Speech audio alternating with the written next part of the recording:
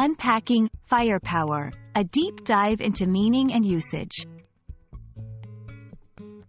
Hello everyone, and welcome back to our English language learning channel. Today, we have an exciting topic to discuss: the phrase, firepower.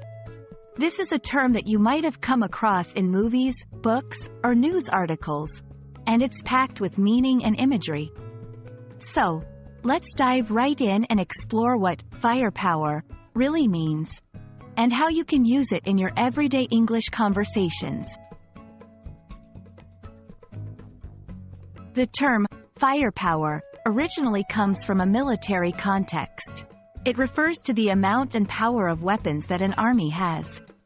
So, when we talk about a country or a military group having a lot of firepower, we are saying that they have a large and powerful arsenal of weapons at their disposal. This could include guns, missiles, tanks, and other types of weaponry.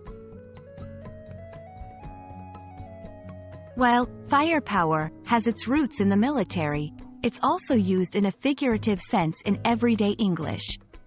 When used figuratively, firepower refers to the strength, resources, or capability to achieve something or to make a strong impact. For example, a company might need more firepower to compete in a tough market, meaning they need more resources or strength to make a significant impact. Let's go through some example sentences to see how firepower can be used. 1. The army showed off its firepower during the parade. Here, firepower is used in its literal sense to refer to the weapons displayed. 2. To win the lawsuit, we need more legal firepower. In this sentence, firepower is used figuratively to refer to strong legal support or resources.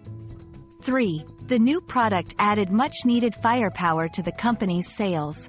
Again, firepower is used in a figurative sense, referring to the strength or capability that the new product brought to boost sales. And there you have it, a comprehensive look at the term firepower, its origins, meanings, and how to use it in sentences. Whether you're talking about a military context or using the term figuratively to describe strength and resources, firepower is a powerful and vivid phrase to have in your English vocabulary. We hope this video has been helpful and has added some linguistic firepower to your English learning journey.